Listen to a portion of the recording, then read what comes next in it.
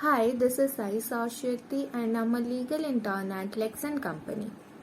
Today I'm going to talk about the various kind of remedies that are provided under the Trademarks Act 1999. The remedies are provided for the trademark infringement. Trademark are basically the tool of identification of various products and services that is produced by one producer in the market from the goods and services that are produced by the other producers that are also there in the market. So basically trademark remedies are there for the trademark infringement. The trademark when get registered, they have a protection that no one except the owner will use the trademark. The owner of the trademark has the absolute ownership over the trademark. If this trademark is infringed, then the remedies are given up. We know that the Trademarks Act protects the trademark. Besides that, the law of passing off also protects the trademark. Remedies act as a measure for infringement of both registered and unregistered trademarks. In the former case, it acts to initiate the proceeding of infringement in the court of law. For example, if the trademark is registered under the Trademarks Act, then the infringement process is done under the court of law. While the latter, that is the passing off, then the infringement is in the hand of the common law. In India, Section 29 and Section 30 of the Trademarks Act 1999 deals with the remedies that are provided for the infringement of trademarks. The remedies are discussed as follows, like there are civil remedies, criminal remedies and administrative remedies. So let's talk about the civil remedies first. The Trademark Act 1999 lays down certain provision for the owners of the trademark to get civil remedies when the trademark has been infringed. The first category of civil remedy is injunction or authoritative direction by the court of law in case of common civil remedy that is given to the owners of the trademark when their trademark has been infringed.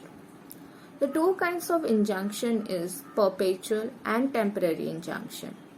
Perpetual injunction is granted depending on the suit concerned and when the same is supposed to be decreed and therefore it is of permanent in nature. Perpetual injunction is permanent in nature and it is given at the end of the case.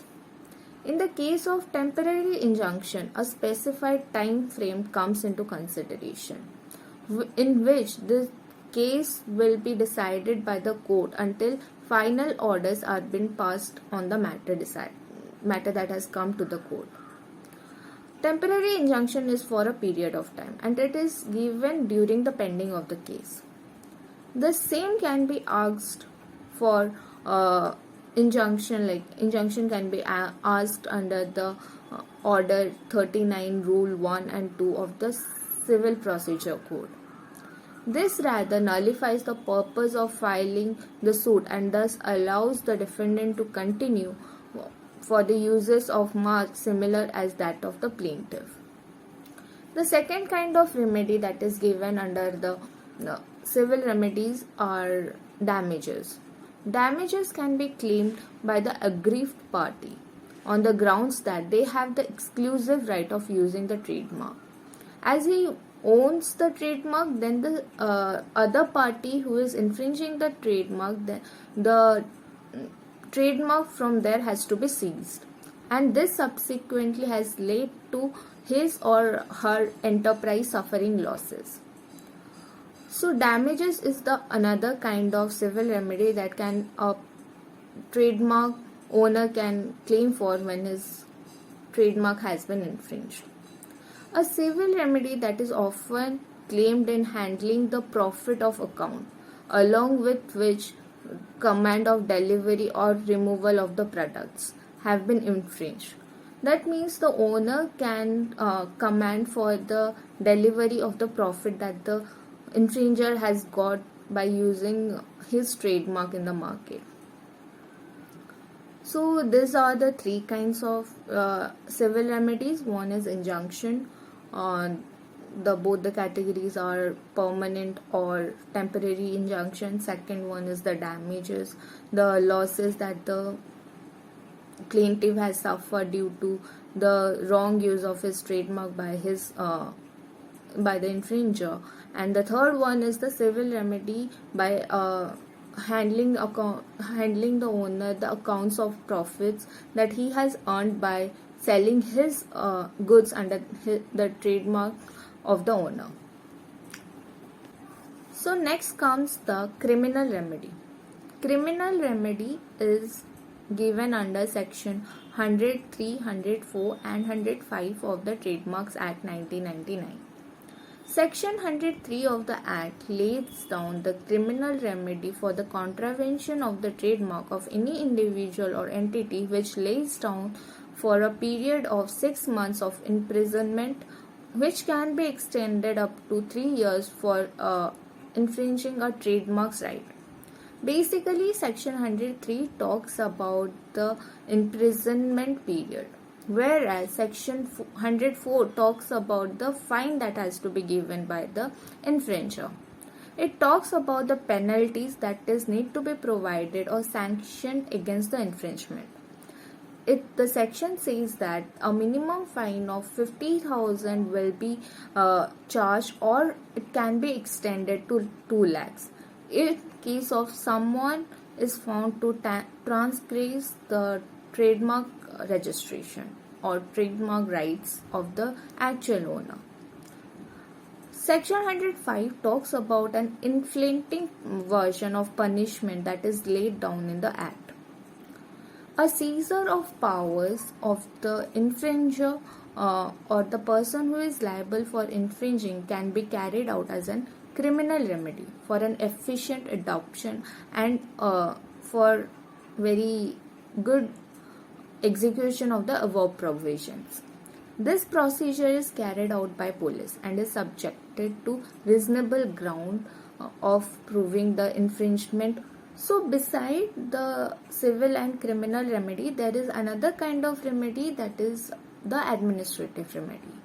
Administrative remedies arise in certain situations, like if the trademark falls within the section 9 and 11 of the Trademarks Act 1999, then the administrative remedies are given to the owner.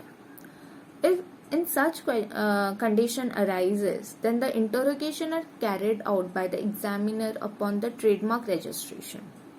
A trademark opposition is always filed by a third party. Thereby, over there, the party who is opposing the existing trademark should be in the trademark journal after completion of the registration process. Another way of invoking the administrative remedy is that by correcting the trademark which is already registered. This is a way which eliminates confusion of trademarks. The third way of this kind of remedy is it is carried out by keeping a check in the trade activity of the goods that bear an infringed trademark. Thus, import as well as export of the goods that is labeled up with the trademark that is fraudulent by nature is restricted in order to avoid hesitations. These are the 3 ways of carrying out the administrative remedy, which is often useful for preventing trademark infringement. In India, there is a growing need of registration of trademarks day by day, clearly indicating the awareness developing among the people to safeguard their own products. Trademark infringement is very common nowadays. Although there exist some remedies that are there to cope up with the infringement, but they are not properly being implemented. Loopholes are there in every procedure. So there is some loopholes that are present in the remedies. Violation of any kind of trademark leads to negative impact of the individual or entity, thereby reducing the brand value. So there's a need of registration of trademark so that the rights of the owners of the trademark, their goodwill will be protected. That's it for this video. Thank you.